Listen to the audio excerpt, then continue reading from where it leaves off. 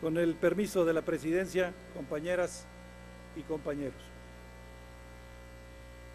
Celebro que estemos hablando de agenda política. Ojalá que lo hagamos cotidianamente y no solo en el día de cierre del periodo. La Cámara de Diputados, además de legislar, tiene que debatir, es una caja de resonancia de los problemas nacionales, o debe serlo. La corrupción, lo he dicho muchas veces en esta tribuna, es el cáncer de México. Hay quienes consideran que la impunidad es un fenómeno distinto a la corrupción. Para mí la impunidad es una parte sustancial de la corrupción. El problema no es que exista la corrupción ahí en todo el mundo, la hay en todos los partidos políticos mexicanos, la hay, por desgracia, en todos los órdenes de gobierno. El problema es que no la combatimos. El problema es qué hacemos cuando se detecta un caso de corrupción. Lo que distingue a un partido de otro, lo que distingue a un mexicano de otro, es cómo reacciona ante un caso de corrupción. Es si lo castiga, si lo condena o si lo solapa y lo protege. Ese es el punto central, el punto fundamental.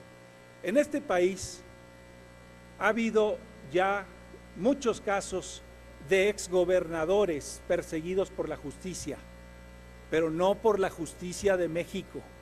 No empieza esa persecución, esos actos de justicia en este país, empiezan en otros países, en Estados Unidos, en Brasil, en otras partes del mundo, y después, una vez que somos exhibidos fuera de México, entonces no queda más remedio que tomar cartas en el asunto.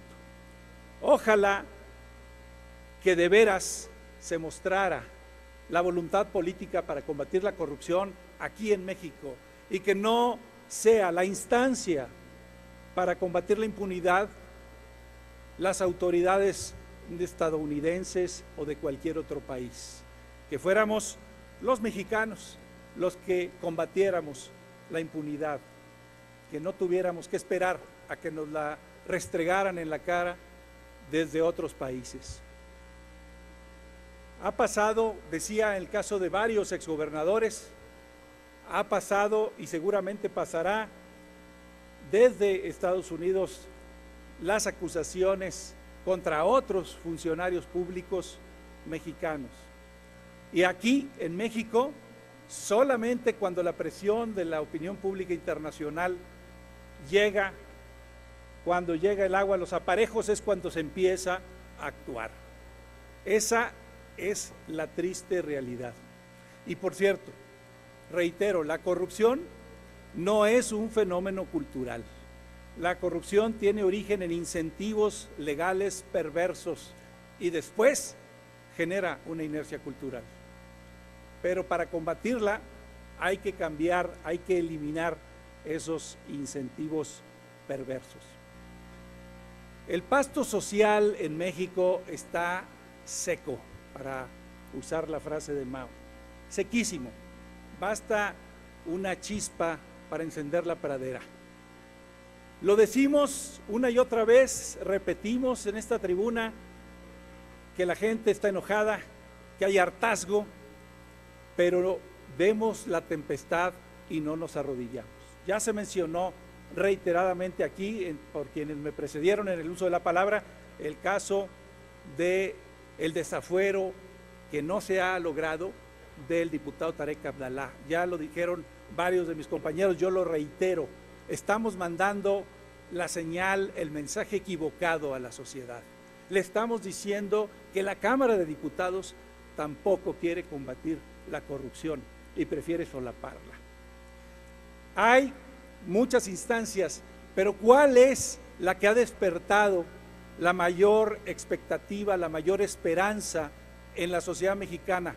El Sistema Nacional de Corrupción. ¿Y qué está pasando con el Sistema Nacional de Corrupción? Que se está convirtiendo en la simulación nacional anticorrupción. No hay todavía fiscal anticorrupción, pero porque no se ha eliminado el transitorio, La iniciativa que se envió de la presidencia está guardadita en el Senado para quitar el pase automático. El fiscal general es clave de todo. El fiscal anticorrupción estará subordinado absolutamente al fiscal general. Y si el fiscal general va a ir solamente a cubrir las espaldas del gobierno, no va a servir de nada. Y entonces sí, cuidado con la reacción social y con las protestas que vamos a recibir de la gente en México. Gracias.